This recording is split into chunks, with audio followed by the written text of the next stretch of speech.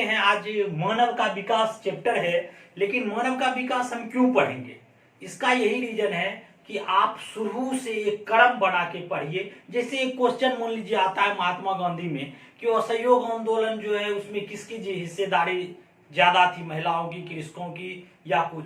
अगर आप महात्मा गांधी के जन्म से लेके मृत्यु तक सभी चीज जान रहे हैं एक क्रम से, तो आप साधारणतः ही इसको बना सकते हैं कि 1920 में हुआ था या कब हुआ था, असहयोग आंदोलन किसकी हिस्सेदारी थी, महिलाओं की थी, मैंने बता दिया। लेकिन ये आप आराम से इसको खोज सकते हैं। उसी तरह जीएस को अच्छा से क्रम से जानने के लिए हम क्या करते हैं कि मनुष्य की जो उत्पत्ति हुई या ब्रह्मांड की जो उत्पत्ति हुई वहां से एक क्रम से पढ़िए और अभी तक जो भी इंपॉर्टेंट क्वेश्चन है उसको देखेंगे। तो पहला हम देखते हैं मानव का विकास। इसमें जो है चार्ल्स डार्विन ने एक पुस्तक लिखी थी, ओरिजिन ऑफ स्पीसीज। इसी ने एक सिद्धांत भी दिया था, जैव विकास का सिद्धांत। ये दोनों क्वेश्चन बार बार आता है। जैव विकास का सिद्धांत का मतलब क्या है कि विकास के रूप में मनुष्य की उत्पत्ति हो गई। विकास का मतलब पहले पानी हुआ होगा, पानी में छोटे छोटे शैवाल, कवक, ये सब निर्माण हुआ होगा। फिर ये धीरे धीरे धीरे धीरे क्रम बढ़ता गया और ये जो क्रम हम लिखे हैं, बानर, लंगूर, गोरिल्ला, ओरंगटन, चिंपांजी, ये एक क्रम से जो है मनुष्य का निर्माण हो गया होगा। लेकिन ये मानव निर्माण से पहले एक चीज आता है कि ब्रह्मांड कैसे बना होगा। तो ब्रह्मांड की उत्पत्ति जो है हम बिग बैंग थ्योरी एक है उसके हिसाब से हम जानते हैं, लिख लेते big bang theory. Big bang theory, ये जो बिग बैंग थ्योरी है इसी से ब्रह्मांड की उत्पत्ति हुई। तो ब्रह्मांड जो हमारा ये सारे सौरमंडल है इसकी उत्पत्ति कैसे हुई, इसका ये जो अध्ययन किया इसने बताया कि पहले एक छोटा सा सघन बिंदु था और ये इतना गर्म हो गया कि अचानक इसमें विस्फोट हो गया। इसलिए बिग बैंग थ्योरी जो है महाविस्फोटक सिद्धांत भी कहते हैं ब्रह्मांड की उत्पत्ति में। ये भी याद रखिए, लगभग 14 अरब वर्ष पहले जो है यह बिग बैंग का घटना हुआ था और ब्रह्मांड जो जितना भी सौरमंडल में ग्रह है इसकी उत्पत्ति हो गई। तो ये बिग बैंग सिद्धांत जो है ये डॉपलर प्रभाव पर आधारित है। डॉपलर प्रभाव, ये साइंस का चैप्टर है, डॉपलर प्रभाव। ये डॉपलर प्रभाव है क्या?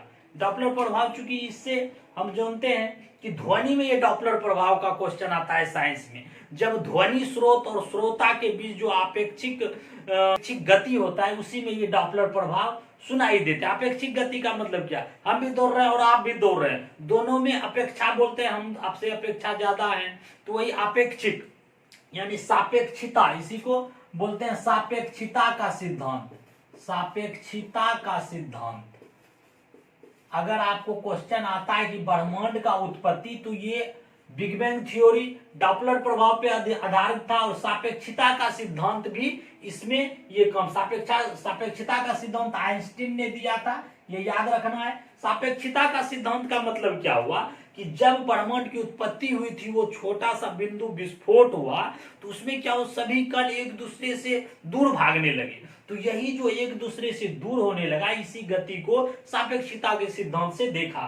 तो ये याद रखिए कि ब्रह्मांड की उत्पत्ति बिग बैंग सिद्धांत पर आधारित है। बिग बैंग जो है डॉपलर प्रभाव पर आधारित है और डॉपलर प्रभाव जो है सापेक्षिता के सिद्धांत के समतुल्य है। ये भी आइंस्टीन ने, आइंस्टीन लिख देते हैं, आइंस्टीन ने इसको खोजा था सापेक्षिता का सिद्धांत। तो ब्रह्मांड की तो उत्पत्ति होगी, जब ब्रह्मांड की उत्पत्ति हो गई तब इसमें मानव आया। तो मानव का जो ये क्रम है जो हम बताए, तो कैसे आया इसमें? पहले वही जल का जो ये घटना हुआ, पहले तो ये बहुत गर्म था, बाद में ठंडा हो गया ब्रह्मांड, ये हमारा वर्ल्ड।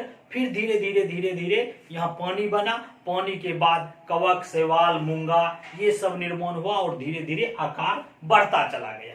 तो अब हम देखते हैं इसमें पहला जो मानव का विकास का क्रम है, ये पहला था रामापिथेकस।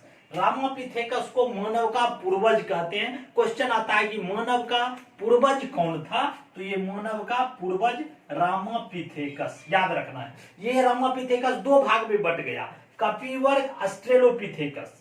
ये दोनों, वैसे ये क्वेश्चन बार बार आता नहीं है, मैं पहले बताऊं, लेकिन ये थोड़ा देख लीजिए, जो इंपॉर्टेंट है हम आपको बताएंगे ही। क्योंकि कपिवर्ग ये जो है हाथ और दोनों का पैर का चलने में प्रयोग किया। ये कपि वर्ग, कपि मीन्स क्या, लंगूर, बानर, ये हाथ और पैर दोनों का उपयोग करते थे, तो ये कपि वर्ग में चले गए। ये जंगल की दिशा में, जो जंगलों में चल गए वो कपि वर्ग हो गए, और जो मैदानी इलाकों में चला गया वो ऑस्ट्रेलोपिथेकस। ये क्या किया, ये सिर्फ हाथ का उपयोग, सिर्फ हाथ का उपयोग किया, और ये ऑस्ट्रेलोपिथेकस हो गया। इसके बाद होमो हेबिलस, हिंडलबर्ग, होमो इरेक्टस, ये सब क्रम है।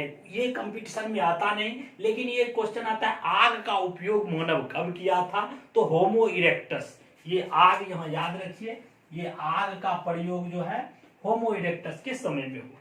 ये होमो इरेक्टस दो भागों में बट गए, निएंडरथल, क्रोमैग्नन। निएंडरथल जो थे ये विलीन हो गए, और क्रोमैग्नन जो है ये इसी का बाद होमो सेपियंस आया। होमो सेपियंस क्या है, होमो सेपियंस जानते हैं, मानव का जो है वैज्ञानिक नाम है होमो सेपियंस, यानी ज्ञानी मानव। तो ये क्वेश्चन आता है आपके कंपटीशन में कि होमो सेपियंस को पृथ्वी पर पहली बार कहां देखा गया था, तो ये होमो सेपियंस जो है अफ्रीका में, ये अफ्रीका क्वेश्चन मारेंगे दक्षिण भाग में, अफ्रीका के दक्षिण भाग में लगभग 2 लाख वर्ष पहले होमो सेपियंस वहां मिला। उसके बाद इसी तरह मानव का विकास क्रम बढ़ता गया और मानव तैयार हुआ। अब इसके बाद हम जो पढ़ेंगे इतिहास में कि नवपाषाण, पुरापाषाण, मध्यपाषाण, ये क्रम है। लेकिन इसके बीच एक क्वेश्चन और आता है कि जो है हमारा महाद्वीप और महादेश की उत्पत्ति कैसे हो गई, तो ये ज्योग्राफी का चैप्टर है, लेकिन थोड़ा इंपॉर्टेंट है, हम देख लेते हैं। ये महाद्वीप और महासागरों का जो निर्माण हुआ वो प्री कैम्ब्रियन युग, प्री कैम्ब्रियन युग, ये क्वेश्चन आता है, इसको नोट कर लीजिए।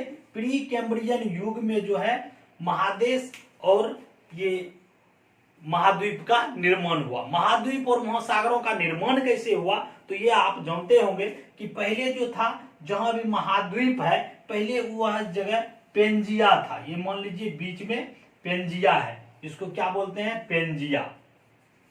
और इसके पेंजिया के बीच में एक टेथिस सागर है, ये भी क्वेश्चन आता है, इसको भी आप देख लीजिए। पेंजिया के बीच में क्या है, टेथिस सागर, और इसके ऊपरी भाग को हम कहते हैं अंगारा लैंड।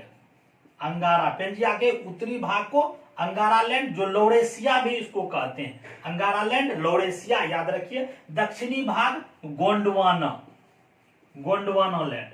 और ये पेंजिया के चारों ओर जो ये भाग है ये पेंथलासा था। क्या था, पेंथलासा।